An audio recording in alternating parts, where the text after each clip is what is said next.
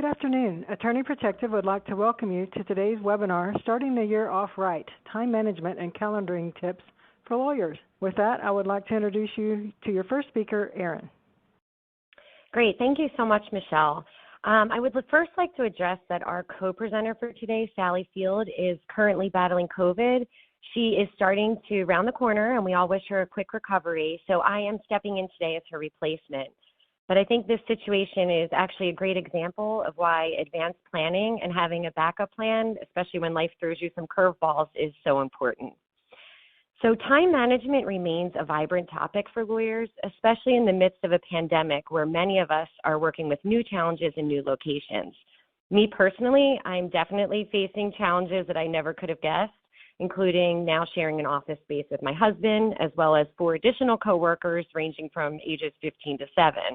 So my time management skills have certainly been put to the test over the past 10 months, which has really highlighted just how important having good time management skills is and confirms that I continue to be a work in progress. That being said, with every new tip I learn, implement, and then master, I get a little better at balancing all of the demands on my time. Our goal today is to hopefully give you some new tips that will help you do the same. For most lawyers, our product is our knowledge and our time. The majority of lawyers still bill in time increments, even with the evolution of flat rate billing and other billing innovations. Even for plaintiffs' lawyers who are paid on a contingent fee basis, effectively managing their time is an important component of delivering quality service to their client and competent, even exceptional results on their matters. Lawyers who develop good time management skills are likely to do things like have documents and work product organized more efficiently, complete tasks quicker and more importantly in a sufficient time before deadlines, have a better work-life balance, complete more work in less hours, bill time more efficiently, and make a more positive impression on clients. Wouldn't we all like to be good at these things? Good time management skills will not only reduce your stress and make your practice more enjoyable, but they will improve your bottom line. And as we are about to talk about, they can minimize certain risks to your practice. So I'm going to start out by highlighting a few of the risks that poor time management skills pose to your firm. There are so many risks to your practice posed by poor time management. Things like not having enough clients, like getting paid for less than 30% of the work you actually do, like having to spend time in front of your disciplinary board, like getting sued for malpractice, and like constantly worrying whether something got done or asking for forgiveness from clients, judges, or even your firm because you were late. None of these are positive, and good time management skills can help save you from most of these risks. Missed deadlines are a leading cause of ethical violations and legal malpractice suits and are one of the risks of poor time management. Missed deadlines have been the leading cause of malpractice claims as long as the ABA has been tracking the data. 3 other top causes of claims also relate to time management, including failure to calendar properly, failure to file documents, and failure to react to calendar. Missed deadlines include procrastination, as well as more obvious mistakes like not filing within the statute of limitations. The consequences of missing a single deadline can be severe, and often the damage to the client is irreversible. If you miss a key deadline in a case and it loses valuable rights for your client, what do you think they're going to do? Will they sue you? From my experience, that's likely. Missed deadlines can happen for a variety of reasons, including not having an adequate calendaring system or straying outside your area of competence or expertise. With the pandemic, we are seeing more and more lawyers taking cases outside their expertise because they're trying to keep their practice alive. Let me share with you an example of a case that involved a claim involving missed deadlines and practicing outside an area of expertise. There was a very distressed lawyer who contacted his malpractice carrier, advising that he thought he had missed the statute of limitations on a wrongful death case. To make things worse, he was a friend from church whose family was impacted by the death. This lawyer from Florida did no personal injury work, but felt compelled to help his friend when asked. What happened is more typical than you might imagine. The matter became the dusty file on his credenza, mainly because he was out of his element and didn't really know how to handle it. Probably most days when he came in, he thought about the file, but did nothing. Finally, he picked it up and panicked because he believed the statute of limitations had run. Needless to say, he was very upset. He had let his friend down and didn't know how to tell him. Luckily, he called his malpractice carrier and got them involved. As he relayed the facts, there was a glimmer of hope. The individual who died did not die immediately after the accident. So his malpractice carrier quickly called the local attorney. They specialized in PI, and they were able to transfer the matter to this local counsel to handle, and then they were able to save the case. So this example ended well, but that's not the most common result. There are a lot of lessons that we can learn from this claim, but one certainly is how dangerous procrastination can be. And in my experience handling malpractice claims, I can share that usually when confronted with a situation that might result in a malpractice claim because of a missed deadline or inexperience, most lawyers do not know what to do.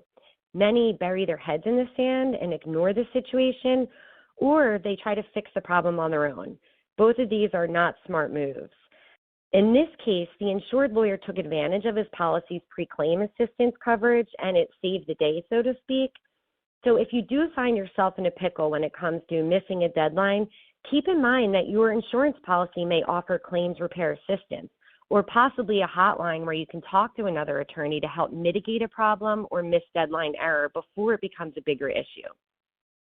I know at Attorney Protective, we offer these resources, and they have saved attorneys from malpractice claims because you're able to get ahead of the error and involve local counsel to mitigate the situation before it evolves into an actual malpractice claim. And these resources are actually included in your policy, so you're not paying any more for these lifelines. So we talked about missed deadlines and how one of the most frequent causes of malpractice claims continues to be missed statute of limitations or other deadlines. So what are some of the things that we can do to avoid missed deadlines or important timelines altogether? Well, most errors could have easily been avoided by the proper use of a calendaring system. When it comes to your calendar, the goal is to create a calendaring system that's reliable, efficient, and user-friendly. An effective system includes all of the work in the office and all of the time out of the office, such as holidays or vacations. The best system will be one that you and your staff can effectively and efficiently use together. Your system will only be as good as the information entered into it, so it's imperative that you find a calendaring system that everyone finds simple to use.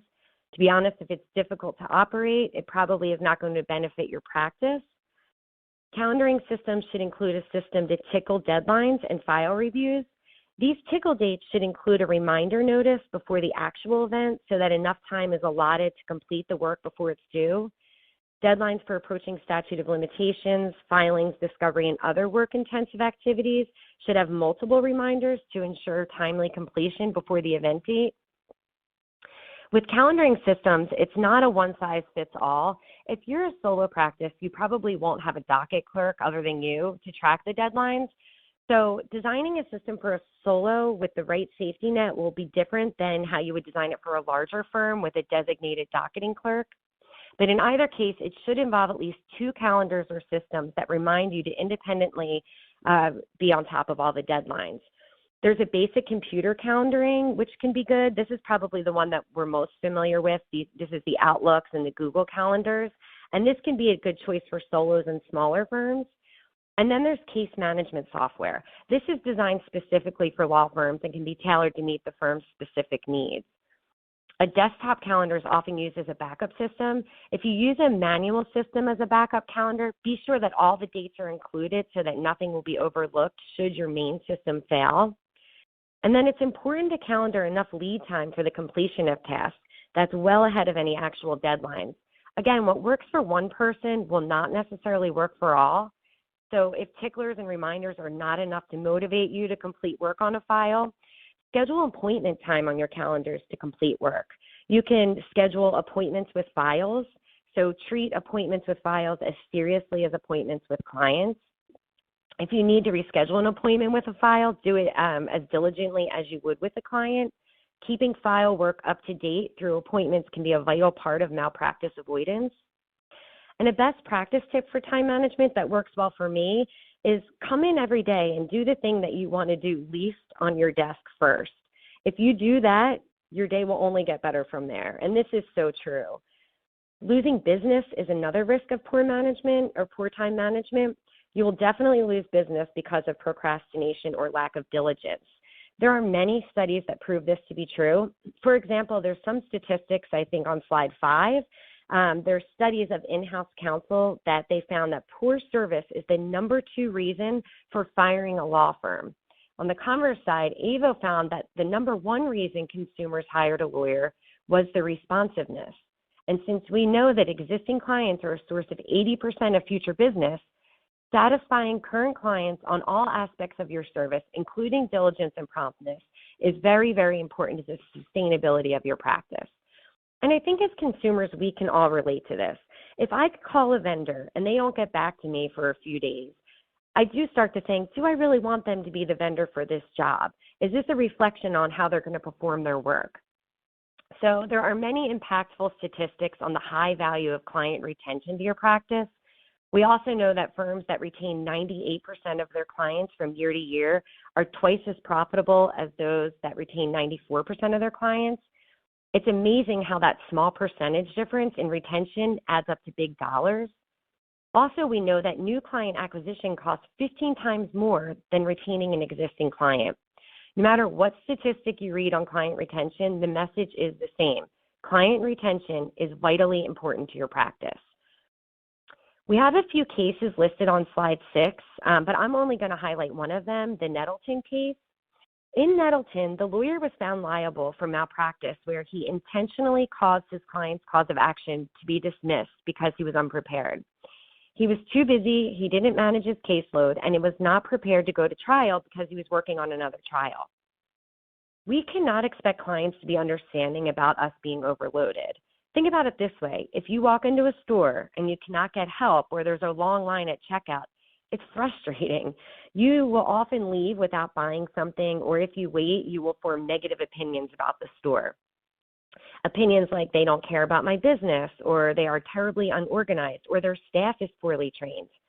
Aren't clients' expectations of service from you even higher than service in a retail setting?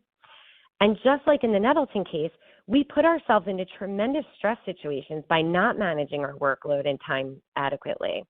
And I think most of us would want to avoid that. I'm going to talk a bit about damaged reputation as a risk. Certainly, getting sued for malpractice or having a disciplinary complaint can injure your reputation, particularly with current and potential clients. Warren Buffett has been quoted as saying, "It takes 20 years to build a reputation and 5 minutes to ruin it." If you think about that, you'll do things differently. And he's right. Clients will judge you on the things that they can. Clients cannot always judge you whether you did a better job than the lawyer down the street or charged less than she would have, but they can judge you on things like how they were treated, what your office looks like, and their perception of helpfulness and competence of your staff. Timeliness is another one of those things on which a client can and will judge you. If you are chronically late getting things done, get them done later than they thought you would or later than you told them that you would, they see it and they will judge you on it. Just as important, the failure to timely complete tasks or promptly communicate with your clients causes clients to lose trust in you. I think many of us miss the connection between lack of timeliness and lack of trust, but it is even addressed in the ethical rules. And don't forget that a dissatisfied client typically will tell 10 to 17 other people, and the story they tell can become your reputation to a much wider audience of prospective clients. Again, as consumers, I think we can all relate to this. Lost revenue, like losing business, is a risk of poor time management too. There are lots of studies that demonstrate how much time lawyers lose by not billing promptly. The sooner lawyers record their time and more details they tend to provide, and the more billable time they remember to include, can only help your practice. What happens if a lawyer doesn't record her time contemporaneously with the work being done? If the lawyer tries to reconstruct her time weekly, she will lose 25% to 30% of her time. If the lawyer instead tries to reconstruct her time monthly, she can lose as much as 55 to 70% of her time. That's a lot of time. Those lost hours and the revenue they represent are compelling reasons to develop a good habit of contemporaneous billing. There are apps out there that can help with this too if you are having time tracking or having a difficult time tracking your time.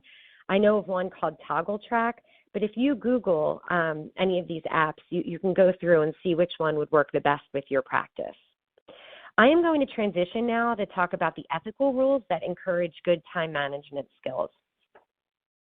Beyond the business and malpractice risks of poor time management, good organization and time management skills seem to be required to meet lawyers' ethical duties. A lawyer's duty to exercise good time management skills in professional matters is addressed by the ABA model rules of professional conduct that have been adopted by most state bars. Rule 1.3 on diligence addresses time management skills when it states, a lawyer shall act with reasonable diligence and promptness in representing a client. Comment 2 to Rule 1.3 provides, a lawyer's workload must be controlled so that each matter can be handled competently. This comment highlights a big challenge for lawyers as demonstrated in the Nettleton case that we just discussed a few minutes ago. To comply, a lawyer will need to exercise effective time management skills in things like managing priorities on multiple projects, tracking and meeting deadlines, correctly estimating the time required for each task,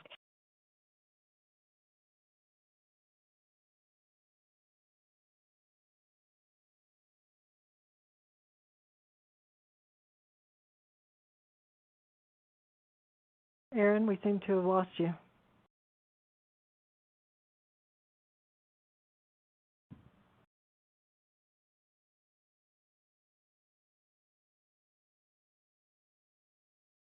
Meg?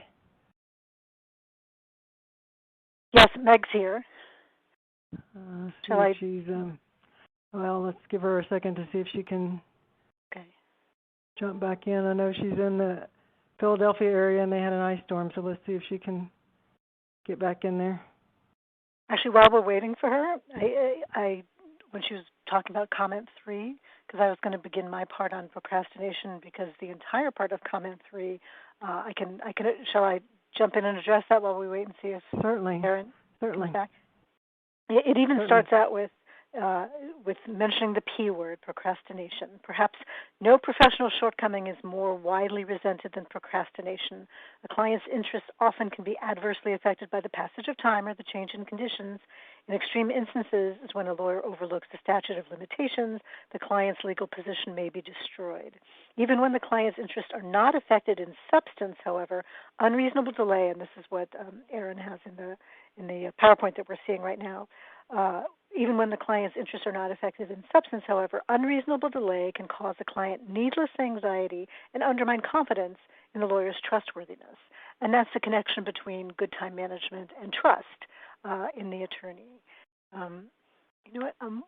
I'm thinking, you know what, actually, if we can, I think I can kind of pick it up and talk about what Erin was going to talk about and therefore transition into my element of the program. So if we wanted to go to the next slide.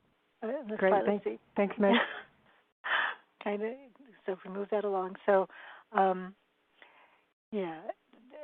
Okay. So the problem of to do a transition, one of the things that's so important about time management is there really is the ethical obligation to have good time management skills and to minimize procrastination. And that's the real problem for what I'm calling pandemic procrastination for lawyers. I'll say pandemic procrastination, I've observed, even those of us who may not organically be prone to procrastination, given what's happened in the pandemic, that tends to be the response.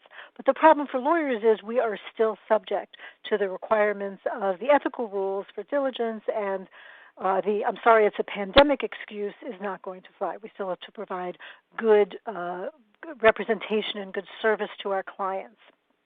So just to kind of give you a few introductory comments before I launch into my thoughts on for pandemic procrastination, how to overcome it.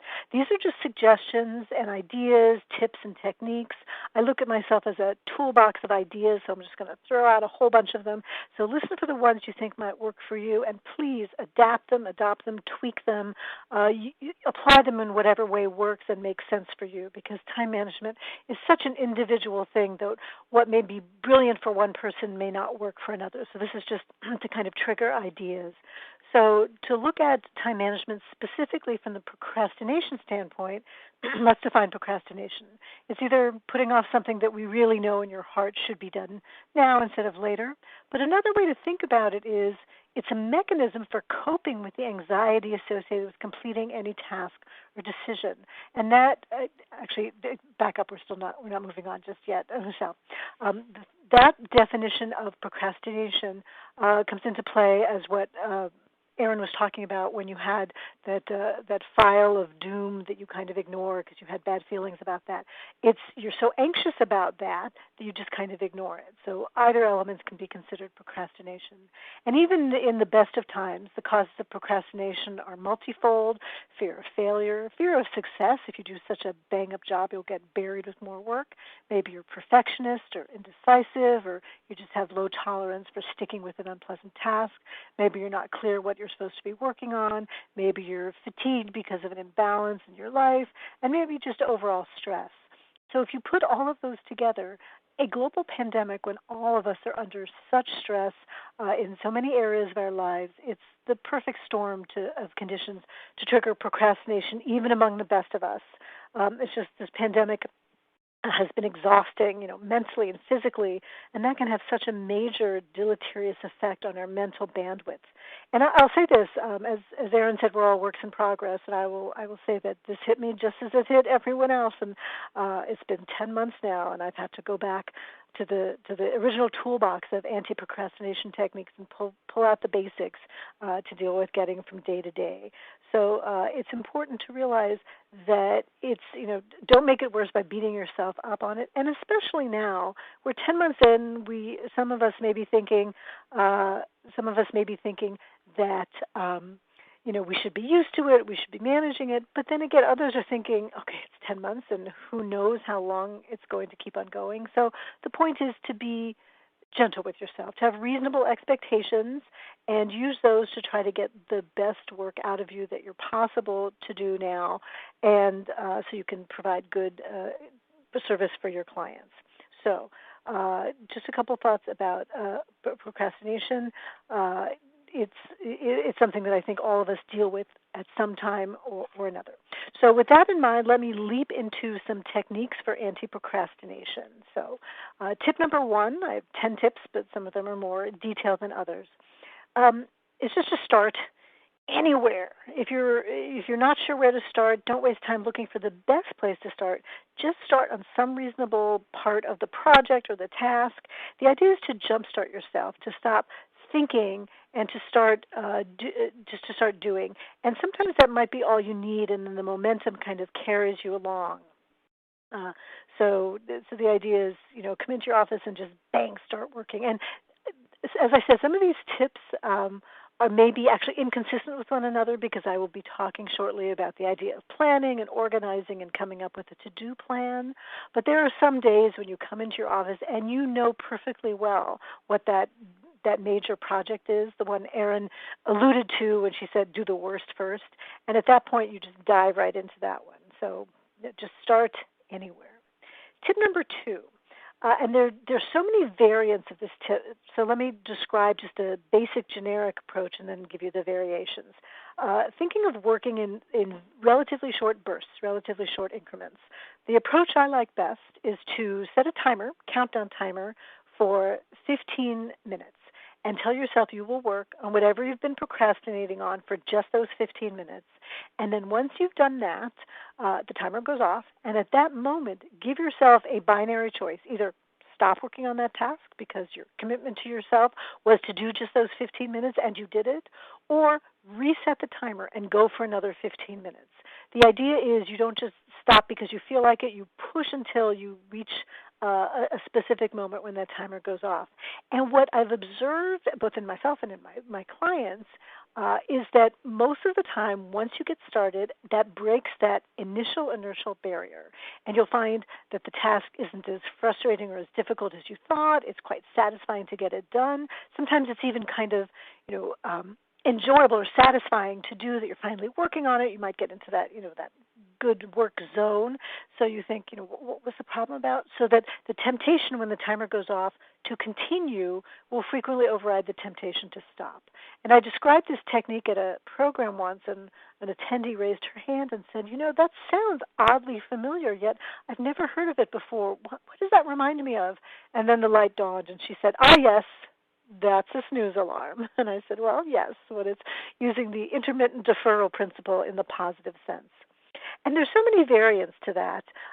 In a book called Atomic Habits by James Clear, he recommends even just doing something that takes 2 minutes. Another approach is take just 5 minutes. You may have heard the Pomodoro technique, named by the inventor as a Pomodoro because that's Italian for tomato, and he used his Italian mother's kitchen timer, which was shaped like a tomato. And the time period he came up with were 25 minutes work and 5 minutes break. But the point is, the specific interval isn't the crucial thing. The idea is to come up with a relatively short interval that you can say, I will work until the end of that, and at that point either take a break or decide to change or decide to continue, so you're not just stopping and at that particular moment. You're not just stopping when you appear to be distracted. Tip number 3. I just like to do a sound check. Just want to double check. Michelle, you can hear me, correct? Yes, you're doing good. Thank you. Good. Okay, just want to jump in there. Okay. So tip number 3 is and this is where you want to do a bit more planning, be a bit more deliberate about how you're going to approach your time, and decide what order of tasks to use. So the basic approach I have for planning is to think of creating what I call a to-do list pyramid. And before I go into the pyramid concept, I will say that the format of the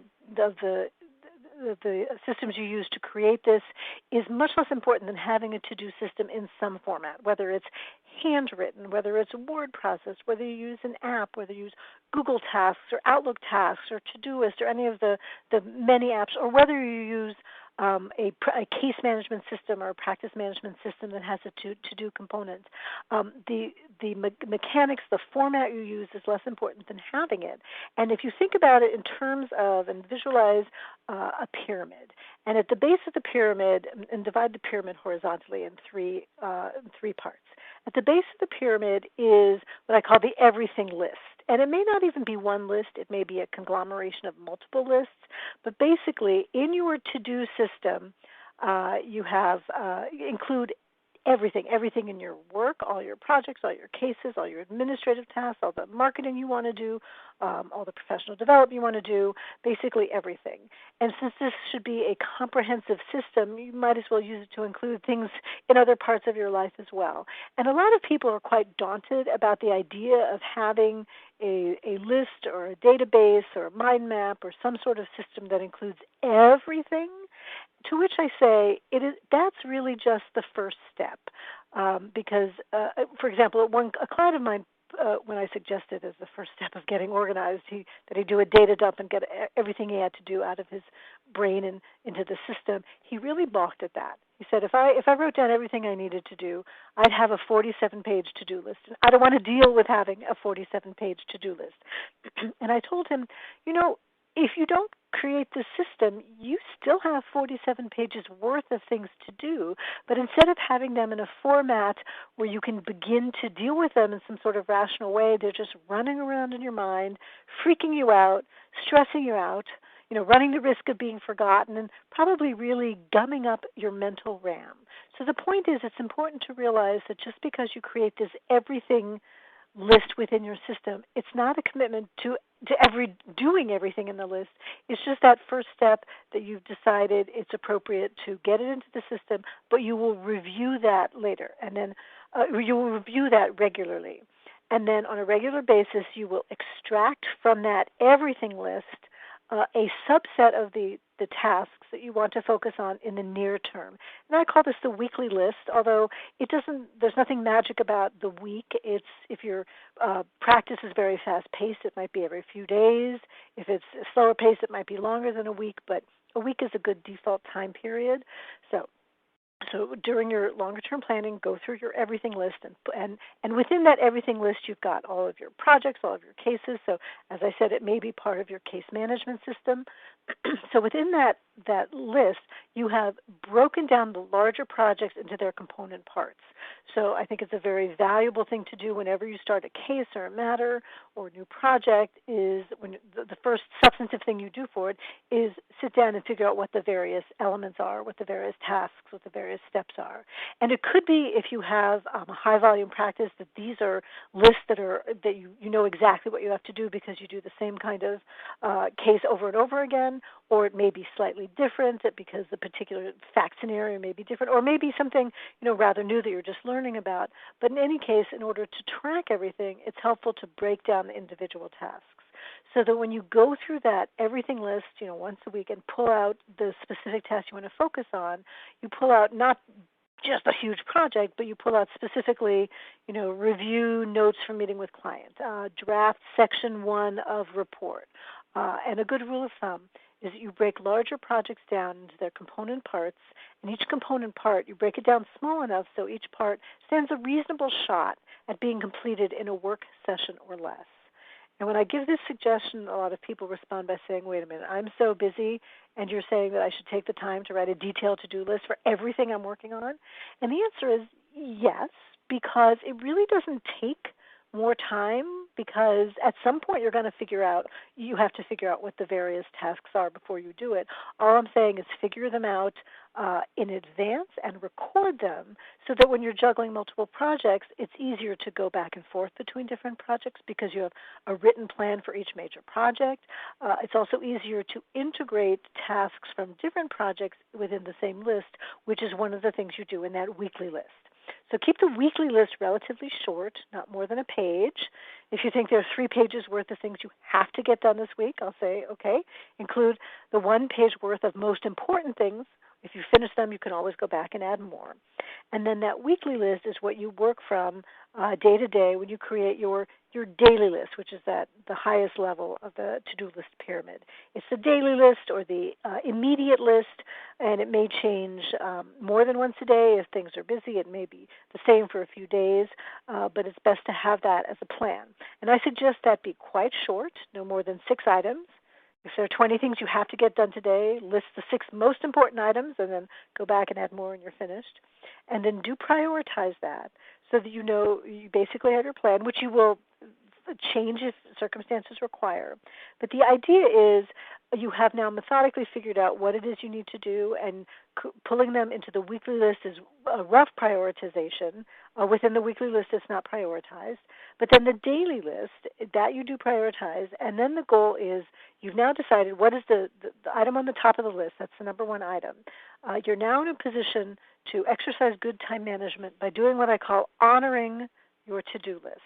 I think people don't give the to-do list the respect it deserves, because if you think of the to-do list just as a list of things you got to do, that's one thing. But if you've created it deliberately and it's the tip of the iceberg of everything that you want to do, what the prioritized daily to-do list is a written form of the answer to the key time management question, which is always, what's the best use of my time right now? And if you don't have a list and planning tools to help you answer that question efficiently, you're kind of all over the map. But if you realize that that's what's embedded in your to-do list, you realize that really is a very important planning tool. And then using that tool effectively is what I call honoring the to-do list.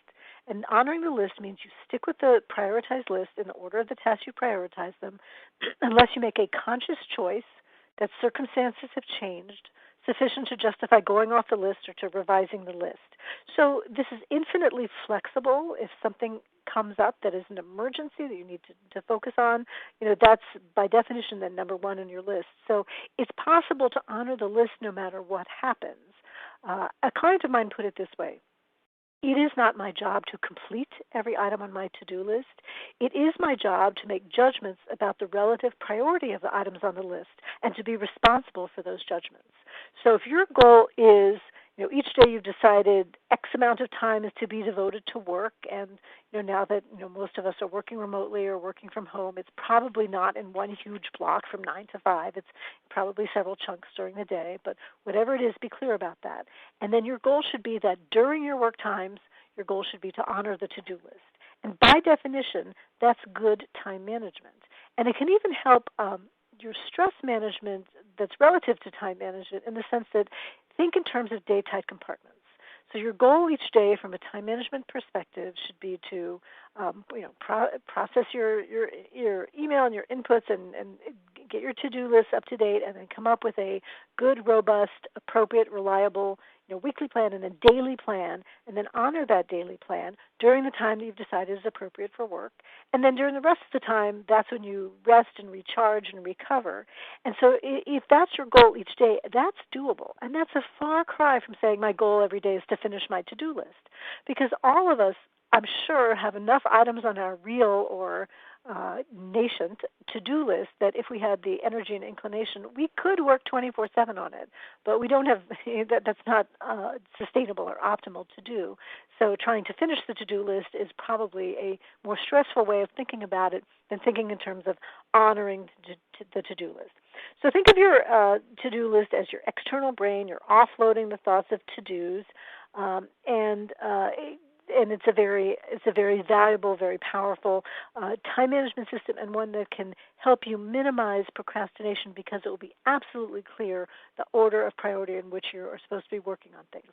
Sometimes you're so overwhelmed that the lack of clarity itself can be a reason for the procrastination.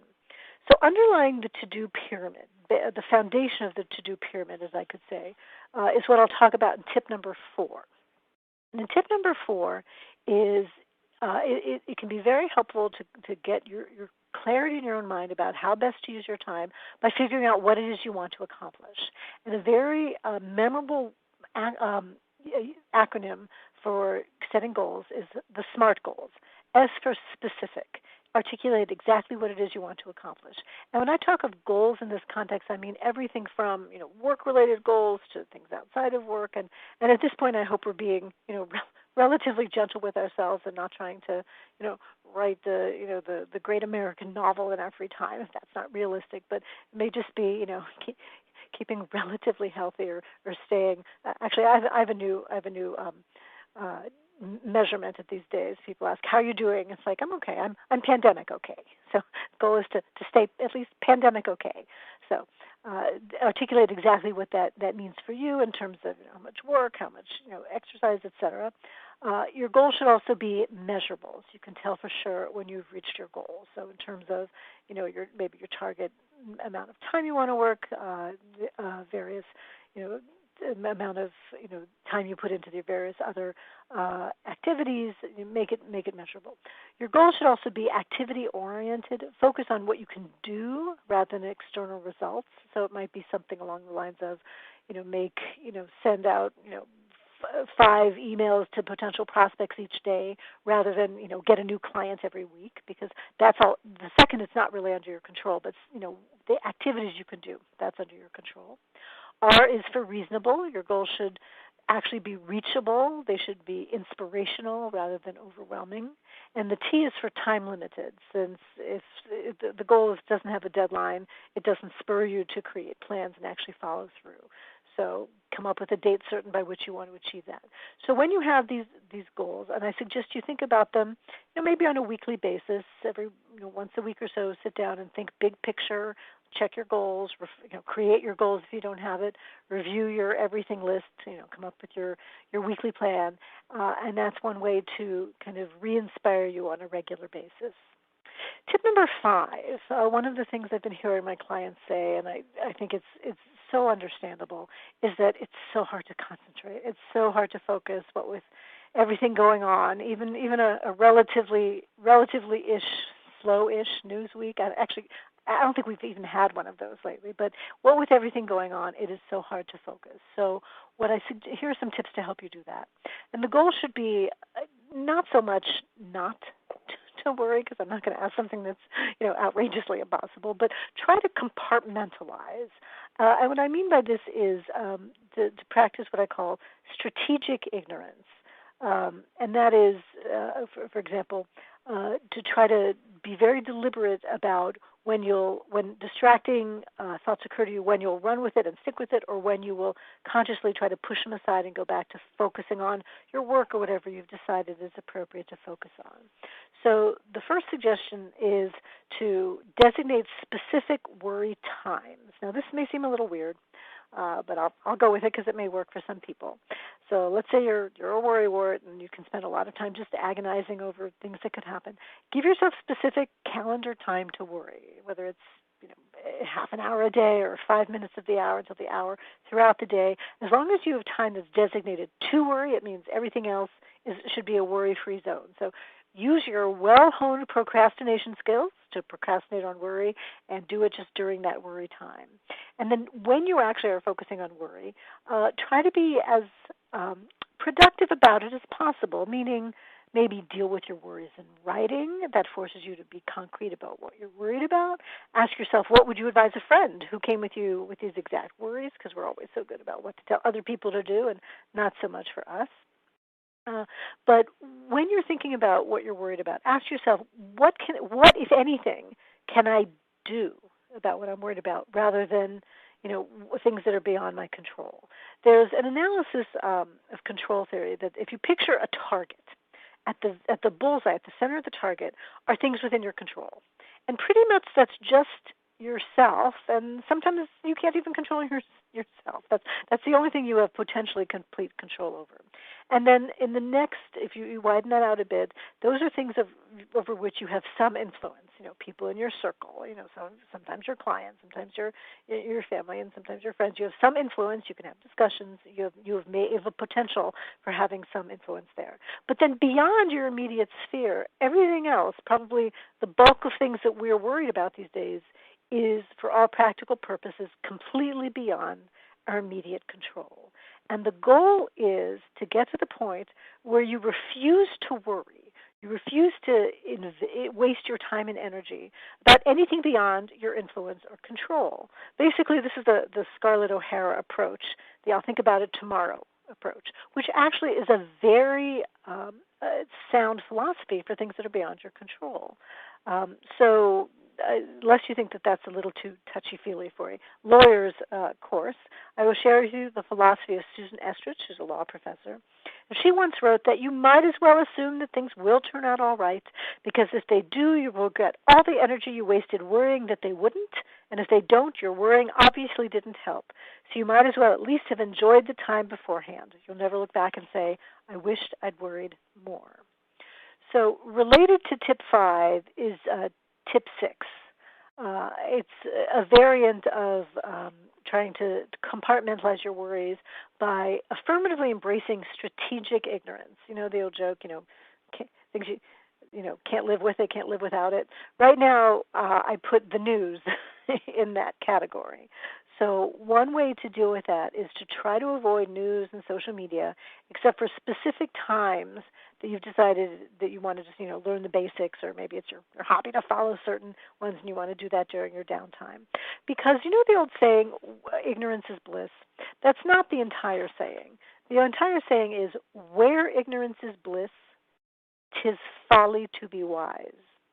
And if you're agonizing and worrying about so many things, when you should be working, for example, it makes a lot of sense to be strategically ignorant about the world out there and just focus on what you're working on. Because doing good work, failing to do good work certainly isn't going to minimize your worries down the road. So you want to, metaphorically stick your head in the sand, not follow along moment to moment what's going on, get your day's work done, and then afterwards, dip your toe in it. I'm mixing metaphors constantly, but dip your toe in it and learn what you will, but try to focus on your work and other things, rather than spending a lot of time agonizing about everything that's going on out there in the world.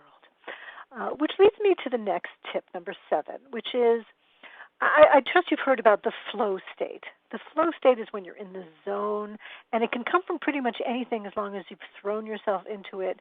Athletes say that when they're working well. And the thing is, even lawyers, even anyone who does work can get into that state when you're working.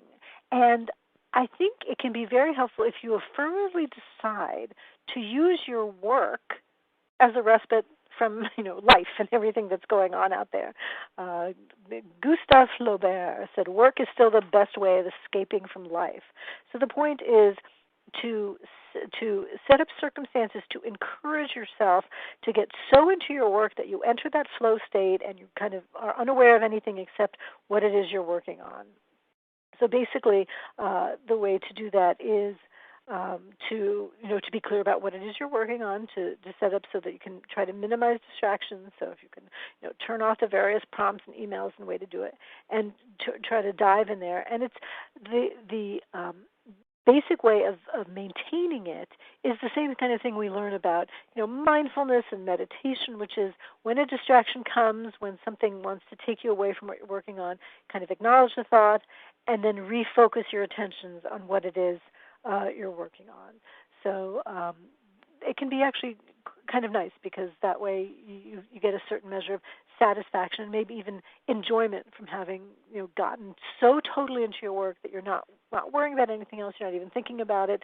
Time flies. You've gotten your work done. So that should be that goal.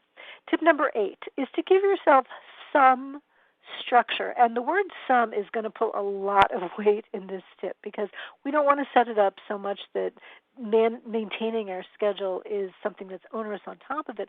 We want to develop enough structure so that we don't have to waste our mental bandwidth figuring out what we can otherwise put into habit and ritual and routine. So kind of look at yourself as, excuse me one second. Sorry about that, just coughed. Okay, so try to look at yourself as both the scientist and the mouse that you're looking at and observing, and try to come up with a routine that fits yourself, your circumstances, your inclinations, so that you can work within it rather than fighting against time. And the idea is, look and see. Try to optimize your work schedule so you can get your best work done, but also relax when you need it. So observe, how your energy is. Are you more of a morning person or a night person? And there's so many different ways to start, and it's always kind of a work in progress. So the idea is to make conscious decisions about how you arrange your schedule. So actually, probably the easiest way to describe this is, because I've been going through various iterations of this, and I thought it was so interesting because I went through various different versions, and the version I kind of settled on that I thought was very productive kind of ended up dividing the day into 3-hour chunks, because I'd get up early, work for a bit, and then, rest, relax, have breakfast, and work for a bit, and rest, relax, have lunch, and work for a bit, and then, take a walk. And I realized it was pretty much, from 6 to 9, then 9 to 12, and 12 to 3, and that's just what worked for me. And I share this with you for 2 reasons. One is you might as well start somewhere and then adjust after that. And the other reason is it worked so well because the idea of sitting down to work and trying to work all day without a break is so overwhelming. But realizing it's just a 3-hour chunk and you're going to get a break, relatively soon, that's much more palatable. That's much more doable. And then I realized belatedly that it probably wasn't just me, because after weeks of trial and error and tweaking and refining, basically what I realized I had done was I basically reinvented the Benedictine monks' canonical hours, because that was pretty much exactly what they followed, which leads me to believe not so much that it's the right way to do it, but it leads me to believe that it's a very humane and human approach and structure to think in terms of those 3-hour chunks. So I offer that to you just as kind of a starting place, and once you're in that, see how that works for you. One key part of it is be sure to take breaks, take real breaks, which means breaks where you're not thinking about work. So actually, maybe it's just mindless R&R and watching television and whatever you really enjoy, not because it'll make you better, but something that you really enjoy. Certainly now, since working remotely, that certainly supports taking times to exercise, to get outside as the weather's decent. And I find that it works so well. There's a nice yin and yang thing going. If you use those breaks after you've done a chunk of work, so work and then when you need a break, okay, exercise time, then work, chunk, okay, now it's time to relax and work, and so kind of you get a rhythm going and you can be productive during those times. What's also interesting is this is now January 2021, so we've been now basically working remotely for about 10 months. And we would think that, wow, when we started, it's great, no more commute, no more having to deal with all that. We can just get up, go right to work. And what I've observed is so many people say, wait a minute, I really miss my commute, because a commute was a really good buffer time, a good transition time that you used for one thing to like kind of change your roles from your role in the household to your role at work, and so certainly some kinds of commuting were you could actually relax and read and or at least think and reflect. And some people found that they really missed having those transition times. So what I've been suggesting now for months is to recreate those on-ramps and off-ramps, even so simple as walking around the block or getting outside or taking a bike ride or doing something to replace that. And I had to laugh because just last week a little more than a week ago, CNN had a piece on this on January 18th, 21. They called it The Rise of the Fake Commute, why it's good for your mental health. And basically they were saying what I've been saying for months now, which is it's so helpful to create those boundaries and to create that transition time and that mental downtime. And it's so crucial, especially if you're working from home, because if you don't have that, it's so easy for working from home to transition to living at work, and that's not really good for anyone. So moving on now to tip number 9. And that is to prioritize what I believe we're calling in this decade self-care. This is advice I've been giving for decades, but now every few years the nomenclature changes, even if the substance remains exactly the same. And the first one is just move. I wish that there were some late-breaking news about the way the human body works, but basically, you know the drill. And the thing about exercise is if you find something that you really enjoy, whatever it is, as long as it involves movement, that's good enough. And traditional sports dynamics suggest that when you begin, you start with frequency and then duration and then intensity. So start small, start really small. Just get outside for 5 minutes and see how that goes, and then expand the duration and then only later expand the intensity. If indeed you want to do that, having just moderate exercise is perfectly fine. But it's important that it be guilt-free, because this is overall part of your strategy to do your best work. I firmly believe that even if your only goal in life is to be the best lawyer you can possibly be, you're more likely to achieve that goal if you do have these other elements to your life and look at that as part of the overall strategy. So exercise is R&R and clearing your mind, and there are a lot of studies that support that reasonable exercise helps help you think more clearly, help you focus better. It helps your mental outlook. So encourage doing that. I also recommend being sure you give yourself the opportunity for adequate rest. This is not just sleep, but it's downtime, and it's mental downtime. Give yourself, again, guilt-free. The idea that you should be working all the time is not only helpful, it's actively destructive. So looking at the R&R and the downtime, again, as part of your overall strategy to do the best work you can. Similarly, the whole nutrition, hydration, there are lots of other expert advice on that, but again, the drill, reasonably healthy most of the time. And again, since we're working from home, we have the opportunity to do that, and being gentle with yourself when you don't. But realizing that it's hard to do good work if you're not feeling well, and taking good care of yourself optimizes the chances that you will feel well. So next tip is tip number, actually it's the last part of prioritizing self-care, is really honoring your leisure time. business philosopher Jim Rohn once said, when you work, work. When you play, play. Play is sweet only when you've really worked. And the idea for that is to work when you're supposed to work, but also play when you're supposed to play. And especially procrastinators tend to forget that second part of the equation. There's a wonderful TED Talk where the way he describes it is when you're playing, when you're supposed to be working, i.e., when you're procrastinating, that's the dark playground. You don't want to go to the dark playground. So the problem with that is if you play when you're supposed to work, and then you don't play when you're supposed to play, that actually exacerbates the tendency to procrastinate. So the way to deal with that is to plan fun stuff, plan rest and relaxation into your schedule, and honor that as if it's just important as the most important things you have to do. And the reason this guilt-free play is so important is the heart of the approach to overcoming procrastination that I myself used many years ago. That's one of the reasons I'm interested in time management. I'm a recovered procrastinator. And the best resource I've seen on overcoming procrastination is a book called The Now Habit by a psychologist named Neil Fiore. And I had that book on my shelf for 3 years before I got around to reading it. So no joke, serious procrastinator. And part of his approach is to encourage people to schedule guilt-free play into their routines.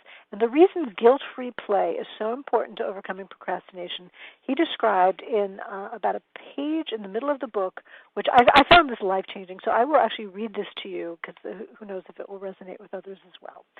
So Dr. Fiore writes, guilt-free play is based on the seeming paradox that in order to do productive, high-quality work on important projects, you must stop putting off living and engage wholeheartedly in recreation and relaxation, that you can be more productive if you play more. And as you put the strategy of guilt-free play to use, you'll learn to play more and to complete more work. My first assignment as a new psychologist at the University of California, Berkeley Counseling Center was as co-leader of a group for graduate students who were procrastinating on their doctoral dissertations. We met weekly to provide support for these students going through the intense, stressful, and often lonely process of completing the largest single project they had ever faced. I became interested in the differences between those who were taking many years to complete their work and those who were able to conclude their research and writing within 2 years or less. Surprisingly, intelligence and emotional problems were not the characteristics that distinguished the two groups. The real difference seemed to be that those who took 3 to 19 years to complete their dissertations suffered more. These long-term procrastinators saw themselves as always working. They kept themselves busy but without actually producing much. They thought of their lives as being on hold. They had cleared their calendars so that they could always be working while parties, friends, and exercise for after the dissertation. They felt that work required deprivation and sacrifice. Work was difficult. They had to give up something. Finally, if they felt guilty taking any time on recreation or friends. Because they weren't being really productive, they felt guilty taking any time for fun, so even their recreation was half-hearted. Many of them were in poor physical shape, and their homes were generally a battle zone of papers, books, old coffee containers, and dirty laundry. On the other hand, those who were making good progress towards finishing in a year were dedicated and committed to their leisure time. Their health and recreation were high priorities and an integral part of their overall plan to do good work on the dissertation. They had to, or they chose to, swim, run, or dance almost every day. They had to be with friends for dinner several nights a week. They were truly recreated in the original sense of the word recreation, in a way that kept them motivated and interested in returning to their projects. Their lives were full. They didn't see their work as depriving them of anything. Quite the opposite. Working intensely and playing intensely went hand in hand with their enjoyment of life. They were living now, not waiting to begin living when their work was completed. One of the reasons we procrastinate is out of fear that once we start working, there'll be no time for play, that work will deprive us of play and the enjoyment of life. Guilt-free play offers you a way around this problem by insisting you plan recreation in your weekly schedule. Making play a priority in life is part of learning to overcome procrastination. And there endeth the quotation from Dr. Fiore, and obviously we have to adjust the, friends with dinner with pandemic-friendly recreation like, binging on Netflix or actually reading an actual book, but whatever you consider recreation. But the idea is look at that as part of something to look forward to and not something you procrastinate on as well. The final tip is to be aware of the classic procrastination mindset, and as soon as you start thinking in those terms, try to replace it with the producer mindset. So whenever you think in terms of, I got to do this, I must finish, think I must do something, think instead of, I choose to, because ultimately it really is your choice. If you think you have to finish, try to focus that instead on when can I start. Starting is immediate and starting concrete. When you think this project is huge, try to chop it down into individual parts and think, I'll do one small task. If you think it has to be perfect and that prevents you from even starting, saying, nope, I can be human, I'll start early enough that when I make mistakes, I have time to fix them. And finally, if you have time for rest, relaxation, even when things are busy. So taking all these together, I hope will help you minimize or reduce the procrastination in the pandemic and the after times as well. And now I will ask. Let's see. Do we have Erin back on audio? I am. Before I start, can you hear me, Meg? We can hear you. Yes. Okay, good. So I think Michelle shared there was an ice storm on the East Coast, which I'm sure affected a lot of people on this call yesterday too.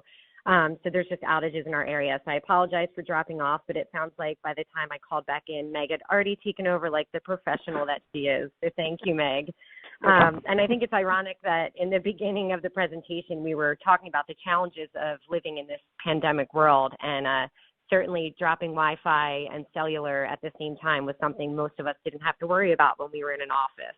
So it comes full circle.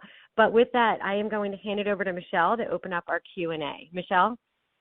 Great. Thanks, Erin. And huge thanks to Erin and Meg on such great information shared with everyone. At this time, we would like to welcome you to ask questions. There's a dialog box marked Ask a Question on the left-hand side of your screen. Click the box, type your question in, and we will try to get to as many as we can. We normally do receive a lot of good questions, so we'll try to address the ones that appear they might work for the mass, and hopefully you can stay on the line and listen. As a reminder, we will send CLE certificates by email within 1 week of today's webinar. If the Q&A time extends past the 60-minute mark, which it is right now, it's not necessary for you to remain on the line to receive credit for the class today or for the webinar. But obviously we would love for you to join us and listen to a few of these questions. So a couple of them that have rolled in. One of them is, any suggestions for solos to double calendar? Sure, I can take that one. I'm assuming when they reference double calendar that they're talking about a backup calendar. I would suggest using at least 2 of these features: the computerized calendar system, which we had talked about during the presentation, a manual system. This could be tickler cards or even your file box, and then the attorney's calendar and a matching assistance calendar if you're a solo would certainly be a good idea. Perfect. Thank you. What about Google Calendar? Would that work as a backup? Sure, I can take that one too. So for those who don't know, a Google Calendar is an online calendar that resides in the cloud. You're able to check your calendar just about anywhere from either your computer or your smartphone. And then the Google Calendar can also send you emails, text, pop-ups reminding you of meetings that you've scheduled. And probably most of us on the call are already using this. If you're able, you are also able to send invites to others using the Google Calendar. And if you're a small law firm, you can use Google Suites. You'll be able to use or able to share your calendar with your firm's entire office, so everyone will know each other's schedules. So I would say this is a great backup option for sure. Super. Let's see. How do you suggest the best way for pre-planning for handling interruptions, distractions, calls during set times? Okay, this is Meg. I'll jump in on this, although Erin, feel free to add your thoughts as well. What I suggest is pre-planning. First of all, there's like mental pre-planning, knowing that especially if you're an active attorney and a lot of client or a colleague interaction is a big part of your work, these things will come up. So kind of mentally be prepared for that. So it's not so much, man, an interruption changed what I did, but okay, let me turn now to another part of my job that's just as important. So be prepared for it mentally. Be prepared for it when you prepare your to-do list. So because your to-do list should be in light of how much of discretionary time you have available on your calendar. So if you have back-to-back meetings and Zoom calls and all that, your to-do list may be much shorter than usual, but have it short enough so that you can take care of some of the interruptions, even when you're working on your to-do list. But having said that, it can be so useful to try to wall off some uninterruptible time, or uninterruptible except for dire emergencies, and you can get away with this most easily if you try to do it just as soon as you feasibly can and keep it relatively short. I mean, an hour or an hour and a half sounds quite reasonable. And during that time, certainly if it's calls or emails or something, that's 100% within your control. Just try turn it off. Try not to look at it. If you're anxious about it and want to look to see if there's anything crucial, look at it really quickly, but don't respond. And during that uninterruptible time, just dive right in and get as much done as you possibly can. For distractions, if there are things that just come up in your own mind, not caused by others, as I mentioned earlier, try to defer. Try to set it up so that you're not saying, I'm not going to think about this, but just not yet. Let me. I'm working from a countdown timer, or I'm working from the clock. Let me just go to the end of my planned time, and then give yourself permission to focus on whatever it is you were trying to distract on. Another thing that I found very helpful when you're distracted is that you want to capture that idea somehow. So turn to your to-do list and jot it down, whether it's an actual to-do or just an idea or whatever it is. Just getting it down into your system is a good way of clearing out your mind from that. So those would be my suggestions for that. Thank you, Meg. Just a quick note that we were receiving a ton of wonderful comments about both of our speakers and the content, so thanks again to you guys. Just a reminder, the CLE certificates will go out within 1 week of today's webinar. We are past the 60-minute mark, so it's not necessary that you remain on the line to receive credit, but we do have a few more questions we would like to go through and address. Let's see. What can you recommend for professionals that spend more time on a task or a matter than expected? Okay, I'll just jump in. It sounds like it's funny. It sounds like the reverse of procrastination, and I think that's usually because of it could be because of two things. Because you're comfortable doing that, you don't want to turn to what you're really working on, which means it's purely procrastination. But it can also be perfectionism. You're just spending excess time on something because you're so anxious that be particularly good. So here are some suggestions about to minimize perfectionism. And I want to say this. Striving to have high quality standards is a wonderful thing, of course. It's just that when it gets out of hand and you're spending too much time on it, then it starts to become negative. So the first thought is try to become a perfectionist about giving each project, each task, only the time that it deserves. So it's not so much how great you can make it, but it's how great you can allocate your time to that.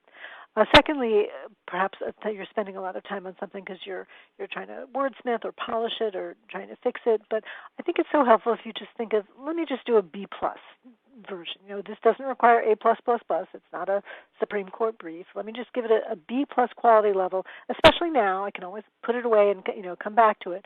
But realize that it's just the time that's really productive for it is over. Also, I don't know if you've noticed, but especially if you're working on a document, each time you proofread it, it's like you almost see less because you're so used to it. So there certainly is an optimal amount of time to spend on particular writing, even if you're trying to make it as good as you can. Another idea is to realize there really is no perfect work product, no perfect analysis, no perfect lawyer, except that there will always be room for improvement. It's just like the joke that, whenever you send an email, you'll always find one typo. And I'm not saying you should just lower your standards, but accept the fact that, doing good enough is good enough. So my thoughts on that. Very good. Thank you, Meg. So let's see. This next one says, I struggle with being able to turn off the worry and stress after work. Literally unable to sleep if my to-do list is not complete. Any tips or recommendations for the struggle? Well, I'll jump in, and Erin, feel free to jump in as well if you like.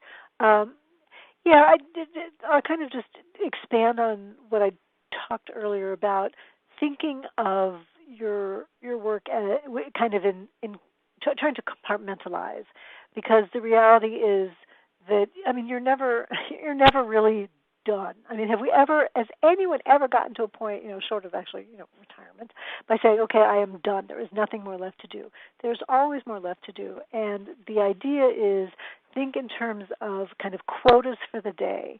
And it's very difficult to think in terms of quotas in terms of work units. So think quotas in terms of time. Think my goal is to be worrying about work during work time, but afterwards, that's when I want to turn it off. And that's when it comes in so handy to take that off ramp, to do that fake commute, to go out and exercise, to affirmatively try to distract yourself, even if it seems really lowbrow, movie, TV, book, anything. The idea there is to try to turn off the sort of guilt-fostered rumination of everything you want to do, with the notion that the key time management question is always, what's the best use of my time right now? And if you're constantly thinking about work when it is not time to think about work, all that means is you won't be able to rest and relax and you'll be stressed. So if you try to convince yourself just as viscerally as possible that the best thing you can do in order to get an optimal amount of work done is to not even think about work during the time that you've decided is not appropriate for work. So affirmatively use that to fuel the effort to affirmatively distract yourself with other entertaining things. And Meg, I would just add to that. We had said earlier that one thing that I do that helps me is I do on my to-do list the thing that I want to do the least the first thing in the morning. And I think that can help with that to some extent. If you don't feel like you have this big task hanging over your head before you go to bed because you had already completed it that day, you might be able to rest a little easier. So I would go back to that's something that works for me because I'm one of those people too that stays up thinking about my to-do list. So that's just one tip I would share. Great, thank you. Are there any comprehensive phone apps you recommend for time blocking, etc.?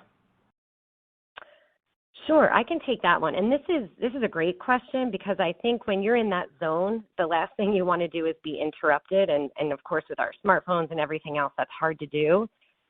So it may also be helpful to use a time tracking app. I mentioned earlier Toggle Track is just one, but there's a million out there that you can Google and see what fits best for your firm or your practice. But this would also track the hours, your work hours. So rather than interrupting your creative flow to track the clock or relying on your memory after the fact, a timekeeping app might also be helpful with a time blocking app. Again, there's a bunch out there. But a couple that I know of are Freedom. That's a good one for blocking distractions on all of your devices at once. One that I recently heard about, I have not tried it, but I've read about it, and I do plan to use it. It's called Forest. You open the app, and it says, you want to plant a tree. Then you put your phone down, and if you pick your phone up and switch to another app, your tree will die. So if you last 25 minutes, then your tree will live. So over time, you'll grow an entire forest of trees, a reminder of all of the time that you spent getting things done instead of, scrolling through Twitter or things like that. There's also a paid version of this app, and your focus time could actually help fund real trees via a partnership with Trees for the Future. So I have not used that yet, but that's one that I recently read about, and I think it sounds pretty great as far as something that could be useful for time blocking. Thank you so much, Erin. At this time, we will be out of time for further questions, so this will conclude today's events. On behalf of Attorney Protective, I would like to thank all of you for joining us for today's webinar, and I would also like to thank our speakers, Erin and Meg. Thank you so much, and have a wonderful day.